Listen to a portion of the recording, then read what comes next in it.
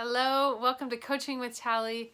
Today we are talking about being all over the place. Do you feel in this time with everything going on that you're just freaking all over the place? At times you feel like you're determined and disciplined and positive and going to use this situation to really grow or to take advantage of all the opportunities that you have right now. And then in the next moment you feel like overwhelmed, irritable, snapping at people, just in this like screw it kind of a place.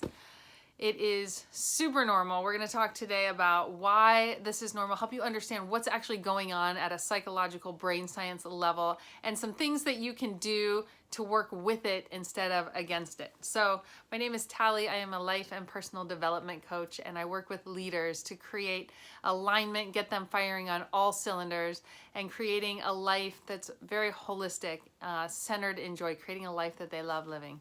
So I do this through private coaching and group coaching, as well as facilitating masterminds and retreats. And one of the things I want to talk about today is why this is so common for so many of this. And like there's some really funny things like on social media right now. And then also just talking to people, this whole like kind of roller coaster experience, or kind of like veering from left to right and feeling all over the place, is super, super normal. And one of the reasons that is because when our cortisol levels, so that chemical in our brain that triggers the fight, flight, protection mechanism into gear, when that is heightened for an extended period of time, our amygdala that's the part of the brain that is there to protect, that's that fight or flight, is in this constant state of arousal. It's always being used. It's like often being used. And so when we get in that place, all of our protection mechanisms, the things that we have been wired from when we were little, that shows up. And so this like protection mechanism is constantly in gear. And one of the things that does is, depending on the situation that we're in, these different parts of us that show up, we all have aspects of our personalities that show up at different times, and when there are different needs that are being presented in front of us, different situations or circumstances that call for what we feel like is protection in a situation.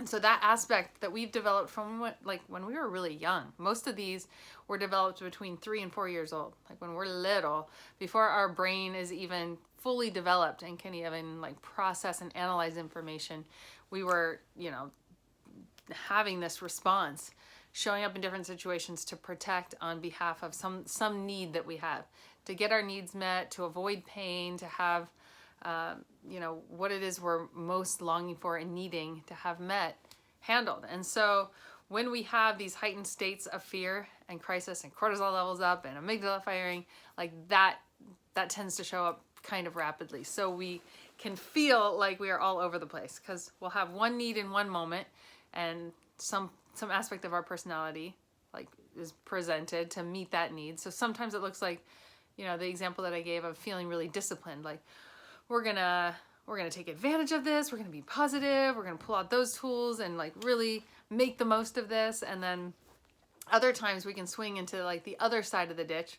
So the two sides of the ditch, so to speak, like on the road of being centered, are either over control or neglect. And so it can feel a lot like the experience is almost like driving down the road, and then we start to veer left, and then we start to realize we're heading toward a ditch, and then we overcorrect and we come back and we're like almost going in this ditch, or sometimes in the ditch, like that can happen too, where we're just like in the ditch for a while and then we get back up. And so it can have this experience of like veering back and forth and feeling kind of extreme right now. It's super, super normal. So one of the things that I want to talk about that can be really helpful, I think, is to just acknowledge those parts of you that are showing up on your behalf to protect you. And so when I started having even just like the slightest awareness of this, like I remember the first one that I was really aware of was perfectionism. And a lot of my life, I really embraced it growing up because it served me so well. It got a lot of my needs met. Being in this place of perfectionism, I got a lot of approval. I had a lot of sense of significance from it. It contributed to my feeling like a sense of belonging often. Trying to think of some of the other big needs. I mean, it met some needs for comfort and security because I felt like I was well liked because of it. It's just there were a lot of things that it gave me in some ways until I started realizing that it actually had so many secondary, like almost, it created almost more symptoms than it solved. I don't know if that makes sense, but sometimes when you take a medication to solve a problem, it kind of like it helps that problem, but then you have all of these side effects that are really negative. I started realizing that about my perfectionism, and there are a whole list of different ones that I'm more aware of now, but I remember just with this first one. And so when I started recognizing that, I started being like, well, I don't want to be a perfectionist. That's not actually a good thing. And so I started resisting it in myself. When I would see it, you know, showing up, I'd be like, stop. And I had this like resistance against myself in a way. And so that ended up not being that helpful either. You know, so I wasn't benefiting from it, and I was in resistance to it, and it had this like real dueling kind of experience. And I remember being on the couch with my journal, and I think I was just having like some time in prayer or something. I was doing like my morning routine at the time. This is probably close to 20 years ago now, I think. And I remember just going, oh, like this whole thing has been here all this time because it's trying to serve me. Like this perfectionism isn't something I have to be mad at in myself. I can acknowledge that it's actually been trying to protect me my whole life. It's been trying to serve me and protect me. And so rather than being like mad at this part of myself, even though it's not working, it's not what I want to keep doing, I can embrace that part and go like, huh, thank you. So that was a big, big shift. And since then, I've started to realize not only can I like get into this place where I'm aware of it, and then not in resistance to it or judgment of it, but I can really allow it to give me something that is very helpful, which is, those parts of our personality are very, very good at identifying need. Like they're super keyed in. It's very intuitive, and it's not logical. It's not in the left side of our brain. It's in the intuitive, reactionary part, and that's a good thing, because that's the part of our brain that is wired to respond quickly. You know, like when there is a real threat, it's the part of your brain that gives you what you need to stay alive.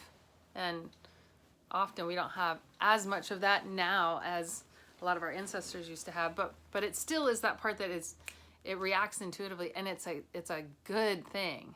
And if we can take the gifts that are in it, if we can understand what's going on underneath that, and use that, so that's very good at kind of diagnosing need, I would say, intuitively looking at when there's a need and responding to it. So if we can go, okay, this part of my personality is up right now, so it's the responsible part, or it's the, you know, and maybe some of them steer more toward the neglect side, like the screw it side. If that's coming up, you can go, okay, there's probably some part of me that's overcorrecting over here, and I need to give myself some rest. I need to give myself some refuel. I need to get myself around some support. So just noticing what it is that's showing up, recognizing the need that is underneath that. So acknowledging it, not resisting it, noticing what it's trying to tell you, what that response, that mood, that aspect of your personality, that reaction, whatever it is, what is the voice underneath that really you need to hear, because it'll help you know something that you need. And then being able to like, okay, cool, you're not going to be in the driver's seat right now, but I really appreciate the information, and we're gonna get that need met in a really healthy way. So I guess my like action step in this for you would be to just let yourself be a neutral observer, not in judgment, not in reaction, but just notice whatever's there. Let yourself be an observer of it, appreciate the information, and then create a solution that is a healthy one for you. So hopefully that's helpful in navigating some of these very intense mood swings and reactions. So there are all kinds of tips that we're giving on lowering cortisol levels and all kinds of things that you can do to get into more peace in all of this. So I go live every day at Leaders Alive with Tally on Facebook, and then here's a video for you here too. So blessings, know that you are loved, that there is support, and have a beautiful rest of your day.